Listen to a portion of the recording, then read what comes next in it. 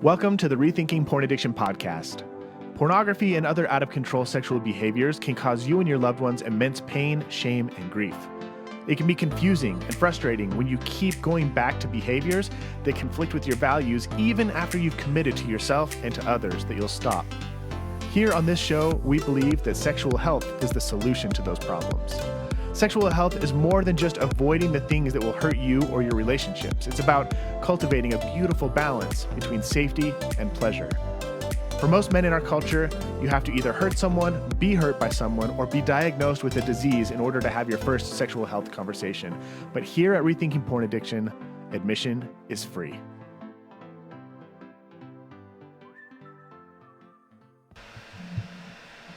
Okay, we're live.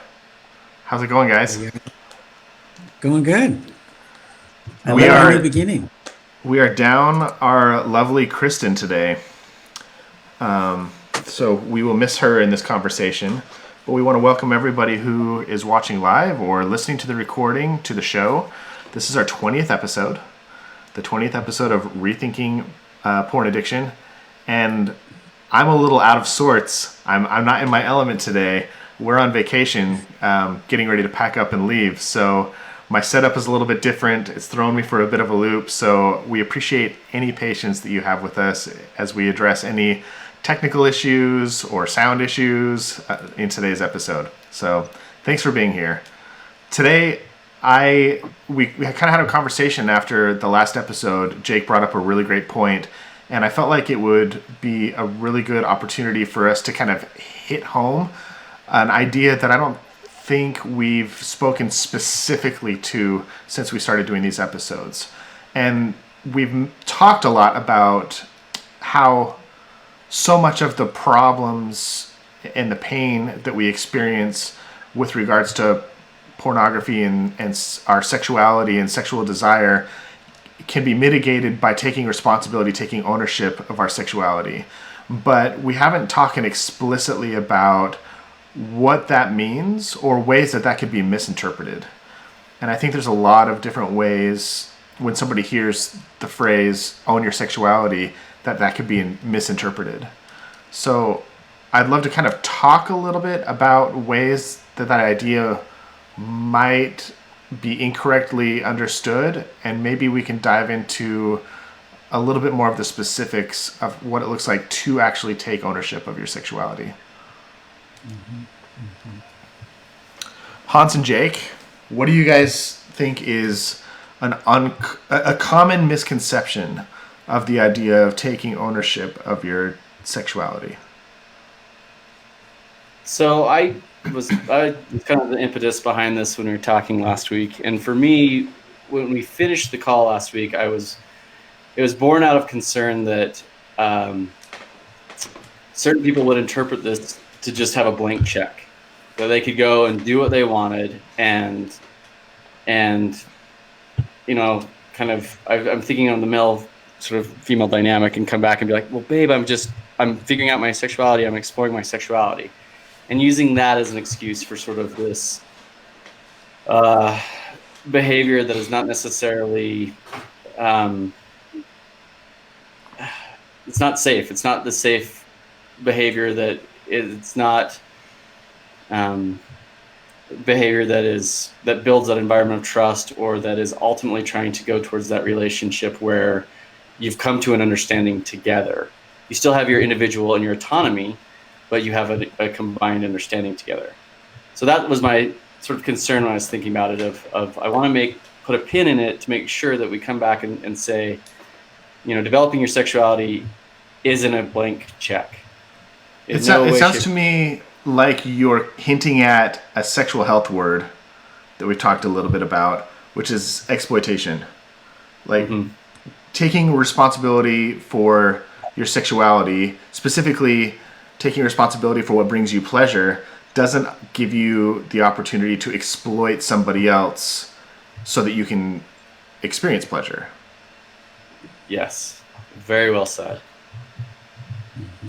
Doug, you're nodding your head. What are your eyebrows up for? You know what I love about this show? We've done 20 now. So now, Nate, you get to say the things I don't have to say them anymore. It's fabulous. I mean, I think I really appreciated what you just saw happen is that, somebody can sort of give a sentence and describe sort of the common way it's talked about, owning your own sexuality.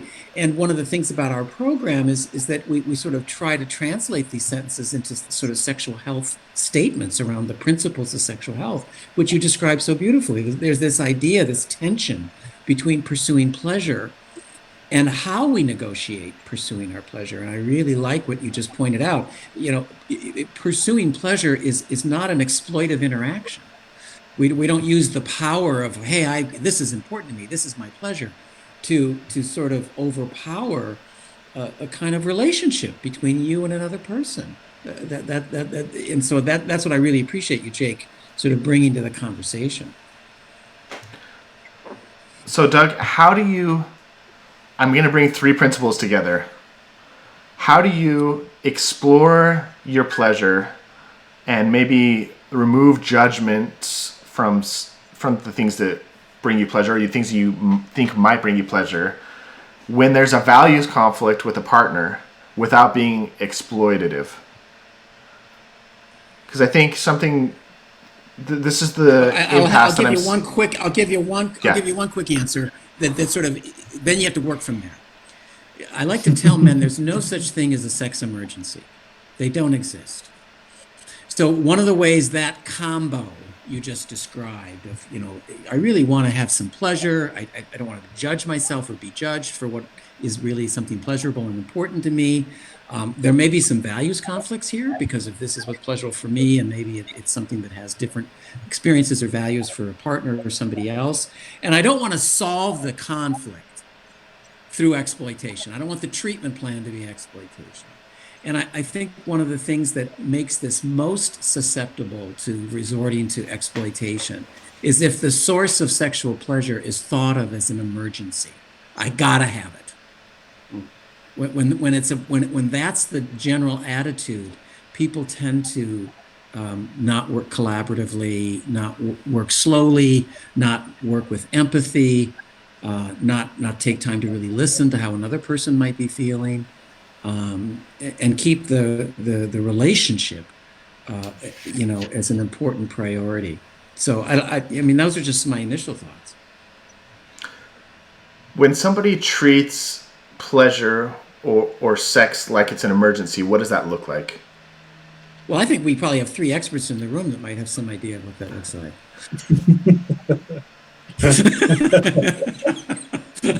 I mean, my guess is you've been there once in your life, maybe, when it just seemed like it had to happen or life would end as you know it, maybe.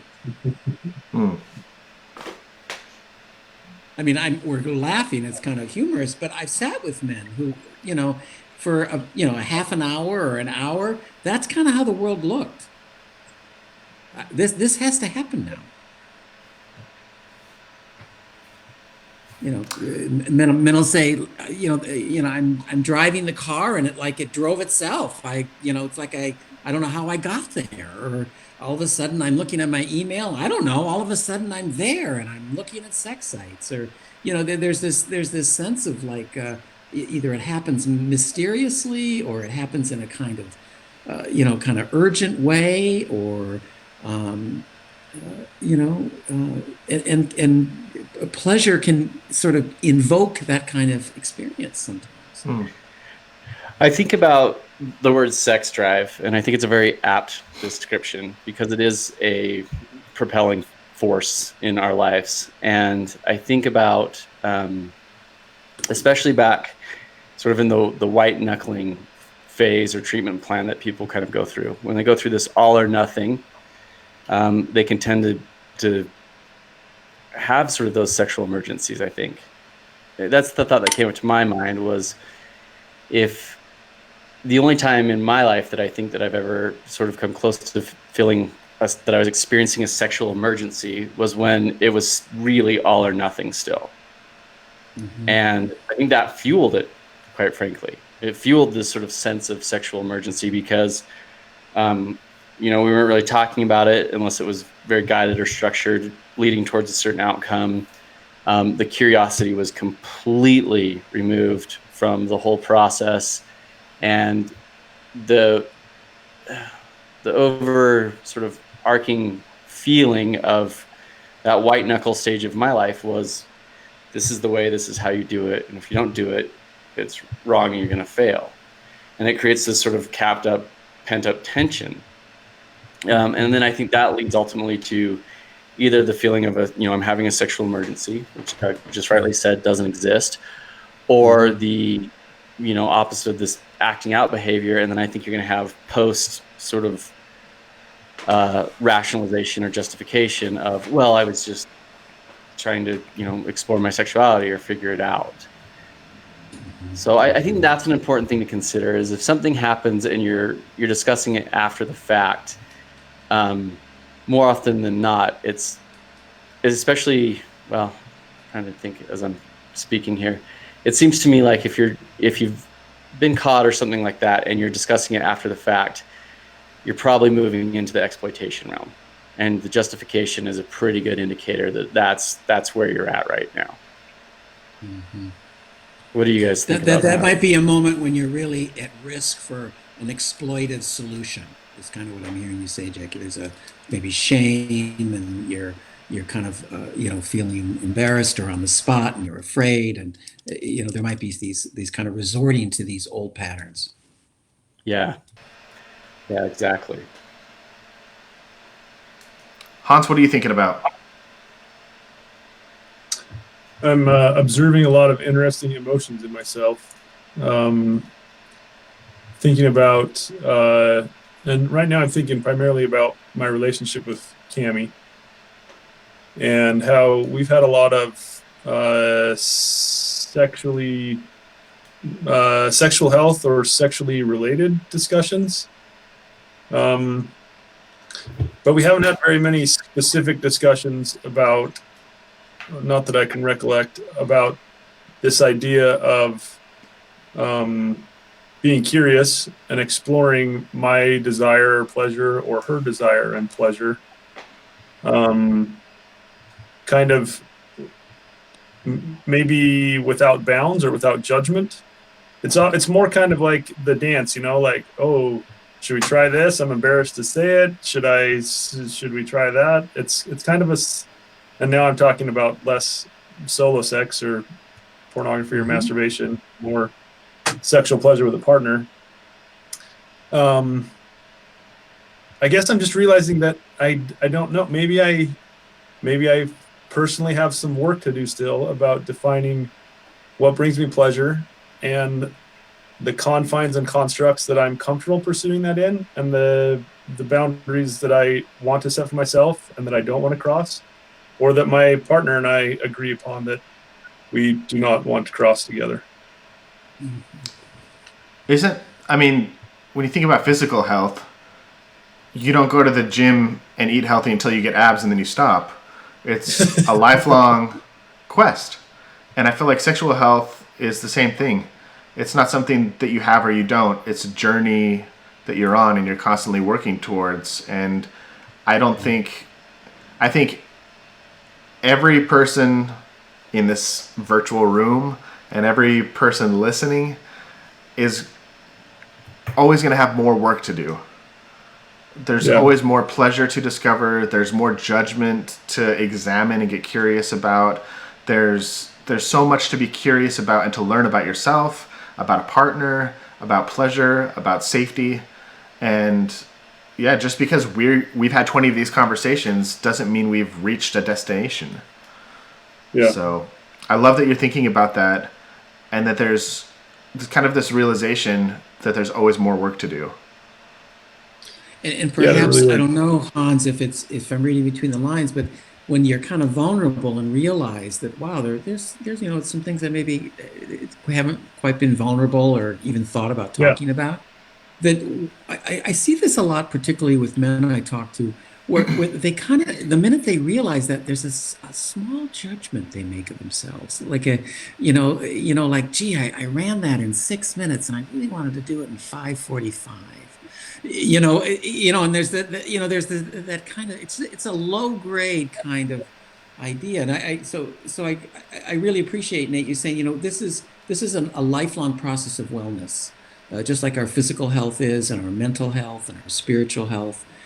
This is about well and being well, which isn't, a moment that we've accomplished. Yeah. So there's something. And maybe, Oh, go ahead, Hans. I apologize. no, I'm sorry with you. Maybe this is just maybe this conversation is just the next step for me in that sexual health path or journey. I guess what I'm thinking about when I go back to thinking our topic of rethinking porn addiction, and I think back to my days of frequent and hidden porn usage. I think I always had that fear that's talked about quite a bit in religious circles, I believe, in the church, that once you start down that path, you're just going to fully run down a path to self-destruction. And there was a lot of weight around that for sure. And when I think about the topic that we're talking about now and potentially exploring my pleasure, I can still feel some conflict in myself about, does that pleasure run away with itself? Like if I just allow that open-ended and I somehow find space to be like, okay, I'm just going to pursue whatever sexual fantasy or indulgence or pleasure comes to mind, where does that lead me? And it's, and then I guess maybe even as I think that and I'm saying that, I'm drawing parallels in my mind about other places, other topics having to do with health or wellness versus pleasure or enjoyment. And there are innate boundaries that we either explicitly recognize or implicitly recognize. Maybe one of them being like candy and ice cream. Like I love ice cream, and sometimes I'll sit down and have a bowl of it. Sometimes I'll have 2 bowls of it. But I never end up eating enough ice cream that I'm going to cause physical damage to myself in that moment. Or I have that kind of, there's a level of restraint there that engages at some point. And not having maybe I don't know. Hans, is the moment when you decide you've had enough ice cream, is it restraint or is it just regulation? Because those are 2 different words. Regulation's just something human beings do. Restraint, sure. It sounds like it's some force outside of yourself, restraining you. And so I'm curious how you understand that moment. I would feel like it's just self-regulation. Like, okay, I had some ice cream. It was enjoyable. I know what too much ice cream does to me. I know how it makes me feel. The next bite is not going to be as enjoyable as the first 5 bites were. So yeah, there's self-regulation there.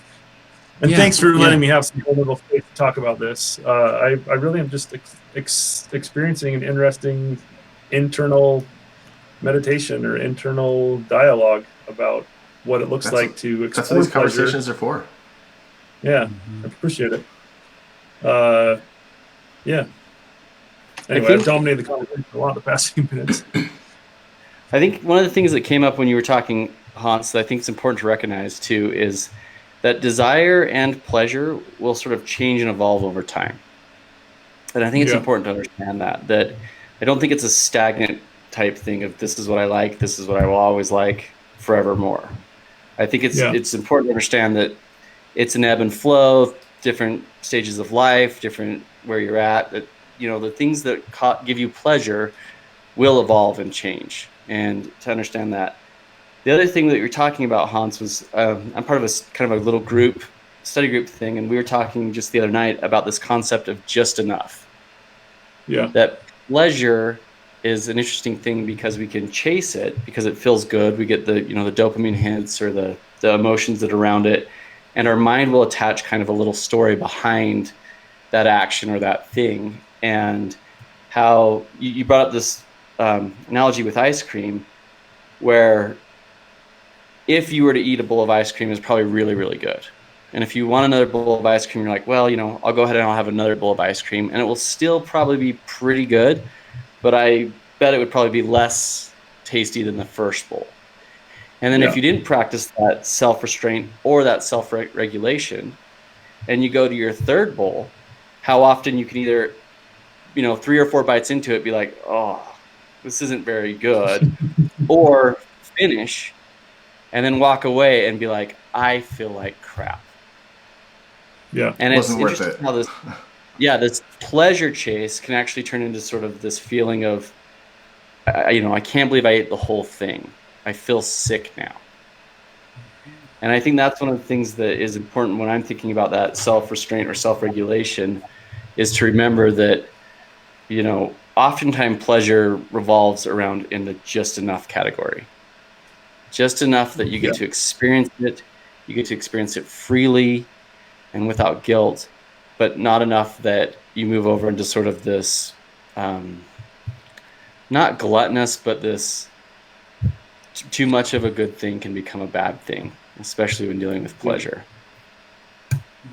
I love that observation, Jake. And I think it plays out in every area.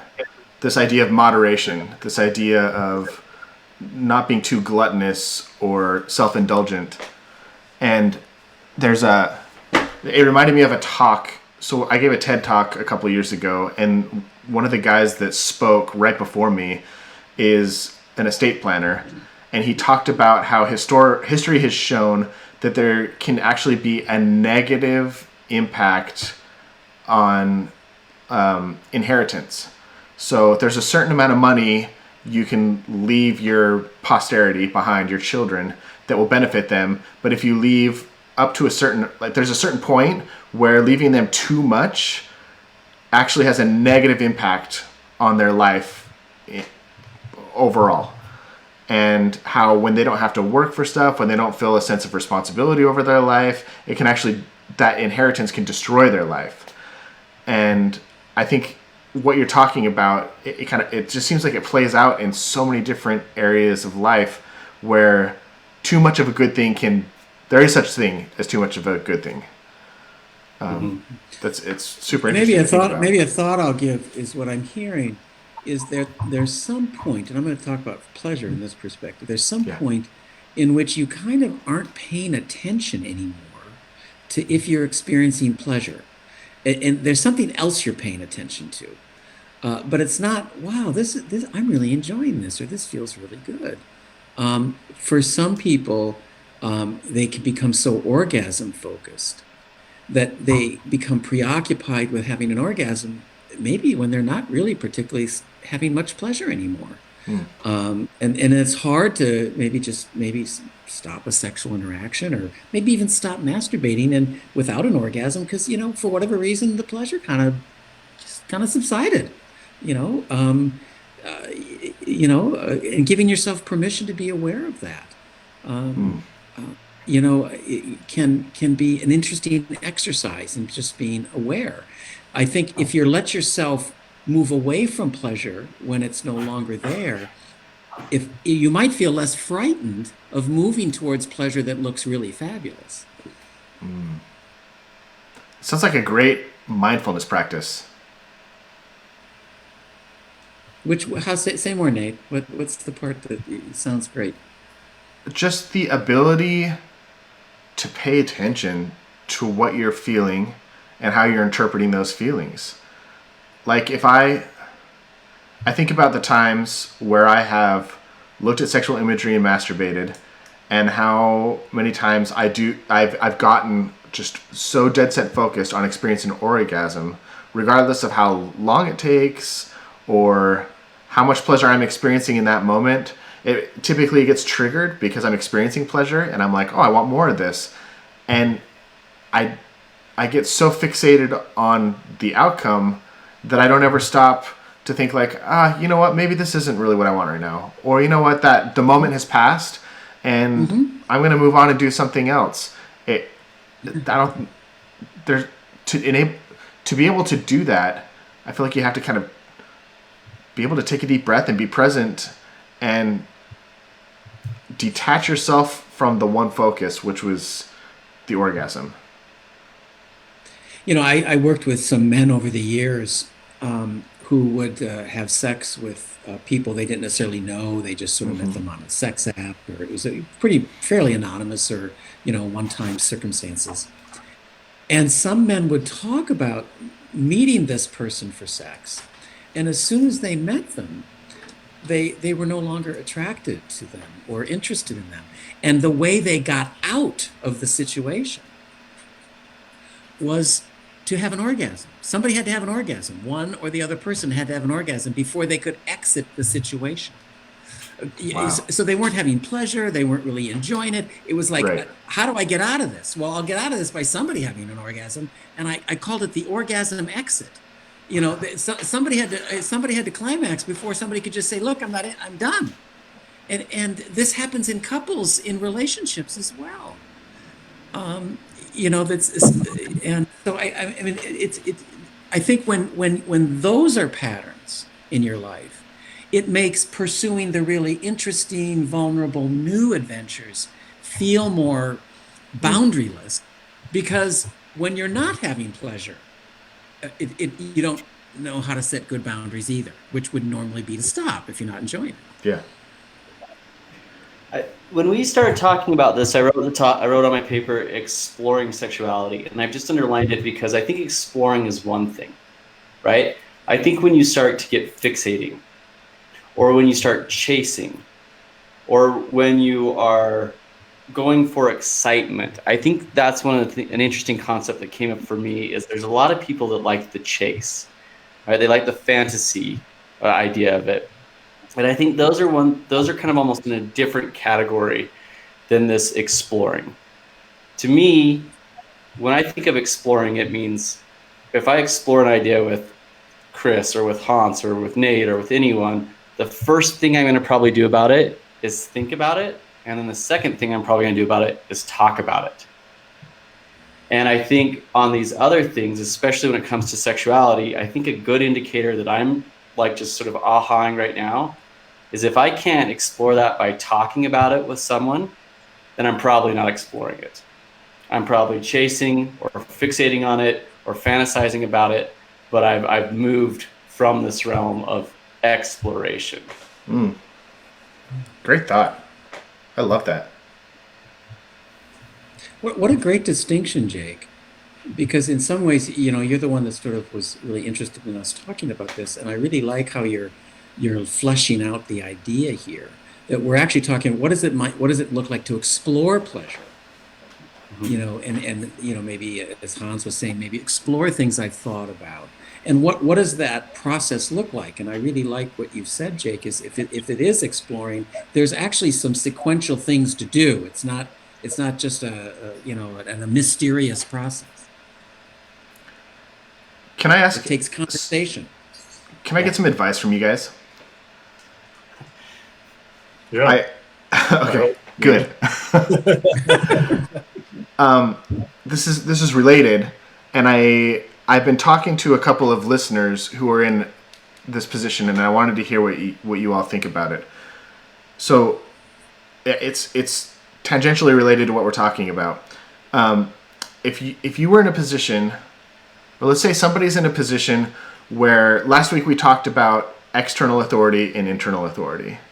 We talked about how part of taking responsibility for your sexuality is maybe not allowing a separate entity other than yourself to tell you what's right and wrong, what's good and bad. It's up for you to explore and discover that for yourself. So what do you do if you're in a relationship where you're trying to take more internal responsibility, internal authority for your sexuality, but your partner is doggedly kind of holding on to the external authority side of things? I'll give a practical example. Like, let's say, I want to flip the tables a little bit. Let's say you've got a woman who's never in a heterosexual relationship, who's never experienced an orgasm, and she doesn't feel like she knows her body well.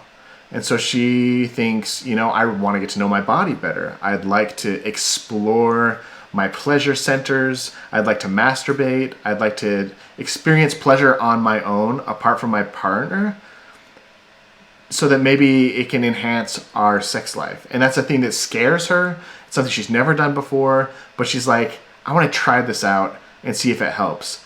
But the partner is maybe, in this case, very religious, feels like masturbation is a no-no in any circumstance, and says, I don't think you should be doing that.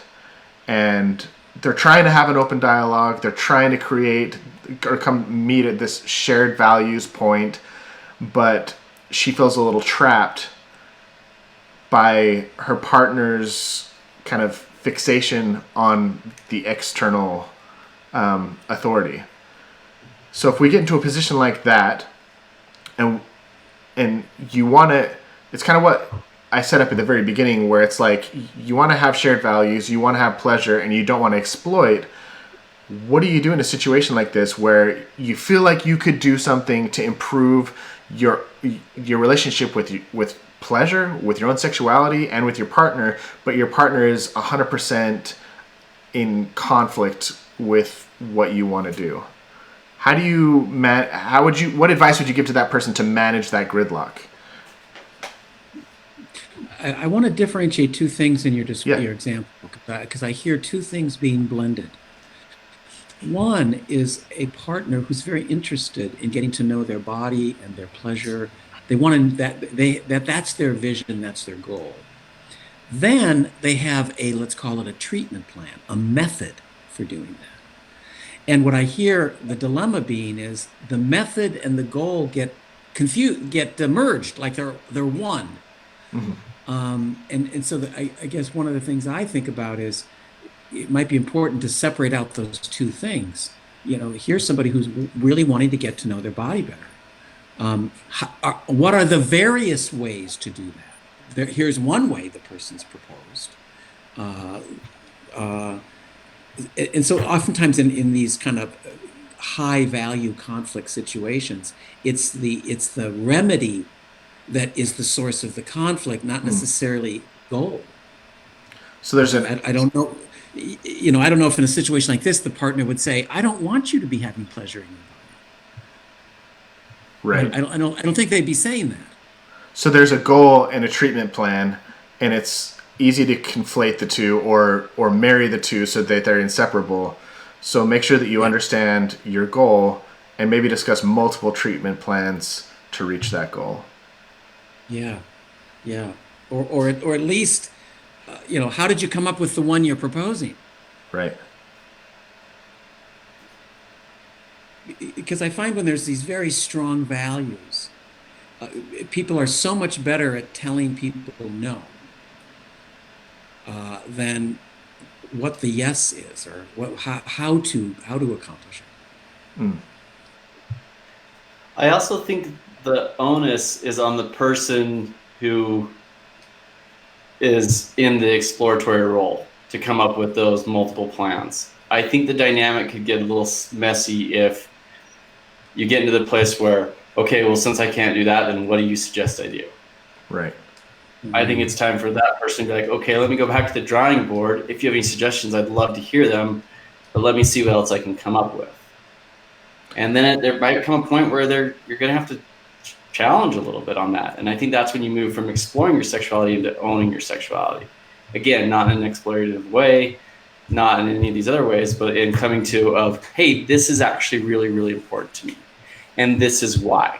I can fully own this for all that it is, and I can go to battle for it, more or less. And I can do this on the front end, and I'm not fixated on it because I've explored these different things, and you've said no to all of them. So this is where we're at. So, I mean, that came up as we were just sort of talking, and that, getting away from that fixation, really being open to explore the other options, and then eventually, if it comes to that, being able to own that. I like that. Because a common theme that I've seen several listeners deal with also is, like, we've talked about how sometimes if you're looking at porn, it's because you're getting something out of it. If you're looking at sexual imagery regularly and you keep coming back to it, there's something that you're getting out of it. And I've had a couple of conversations with listeners who are frustrated because their partner says, I don't see anything wrong with porn. I enjoy looking at it. I don't think it impacts our relationship. I get that it bothers you, but I don't want to stop. And this perspective kind of encourages that person to explore a little bit more about what you're getting at, or what they're getting out of it, and what are there other routes to getting that thing that you're getting from pornography that you could get from another source. And I would argue that can occur more often than not. I think a lot of times people, okay, so this is just me and based off of my experience and everything else, but I think a lot of times masturbation and sexual release can be a soothing for a problem that you're not even thinking about or aware of. So kind of like when Doug just said, well, maybe the remedy is the source of conflict. And that was sort of an aha moment, right? Like that you really have to identify where the conflict is. The inverse is almost true, that like, what are you really getting out of this? Yes, it might be this momentary, release, and you feel this because you know you're gonna get that, but why are you going after it in the first place? Why are you going there in the first place? And I know for me, as I started to like really get honest and pick and explore, it wasn't always just the physical release that I wanted that for pleasure's sake. A lot of time I could have been feeling, lonely or other emotions. And this was the remedy that I had learned to treat those different sort of causalities that were occurring in my life. And it was very, very important for me to start to differentiate and identify and be able to articulate what I was really feeling or what I was really experiencing, to help me sort of understand then why I was, if my relationship with this pornography or with this masturbation was healthy or unhealthy based off of the values that I had set and the parameters that we had set in our relationship, so it wouldn't be exploitative. Would either you or Hans be willing to share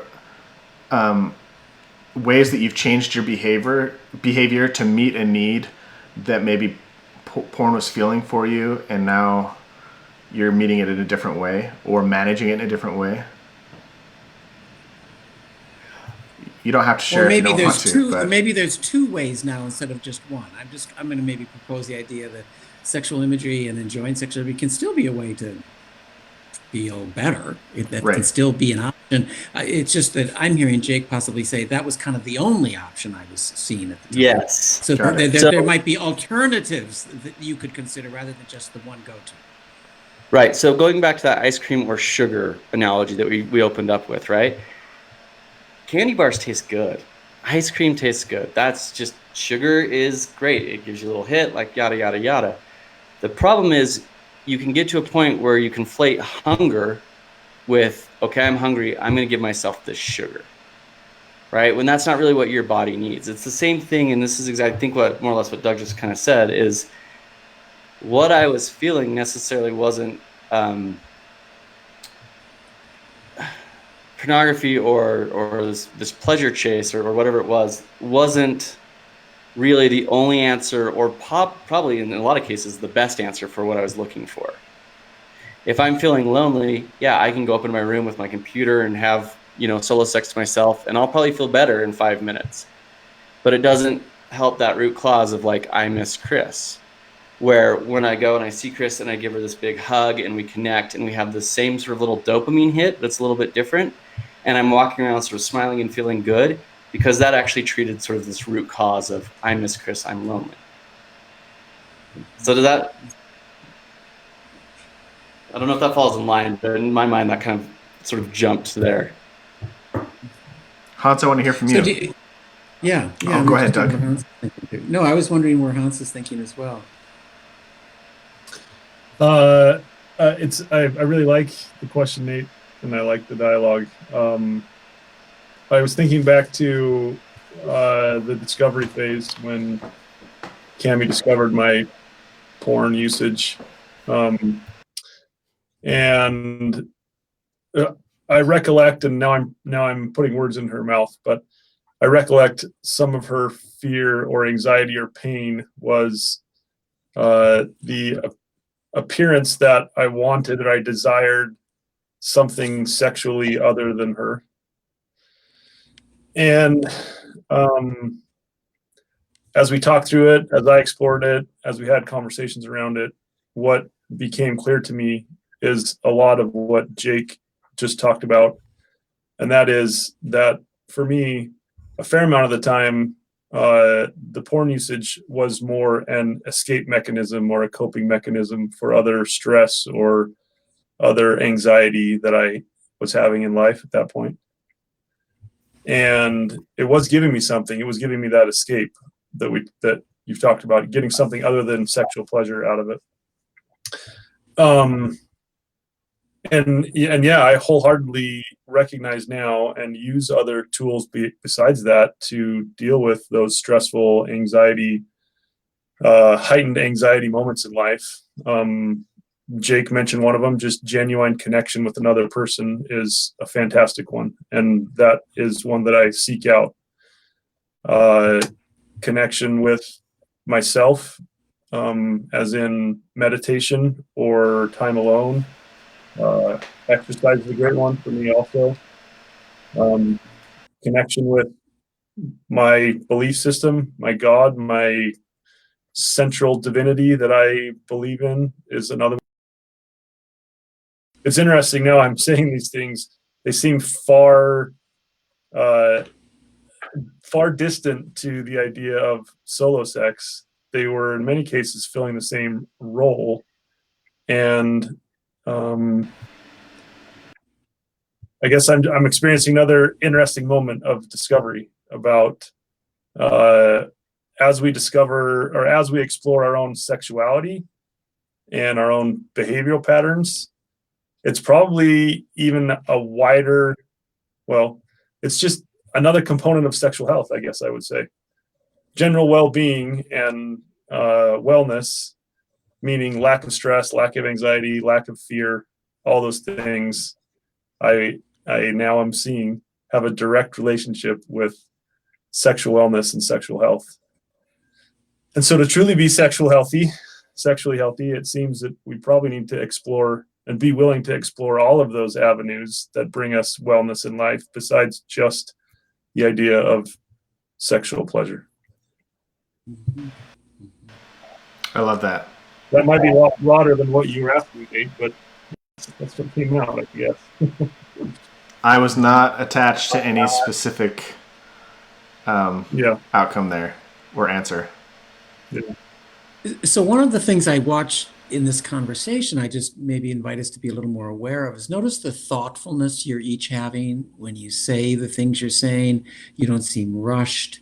None of you look like you're concerned about some judgment that's going to, be said or, kind of be, impulsively expressed. And so I'm just bringing that to light because this is what's also important about what we're talking about. If you're going to explore your sexuality, if you're going to be vulnerable and maybe talk about things that you're a little unsure about, wanting whether you want to explore them or not, or they may be or not be pleasurable.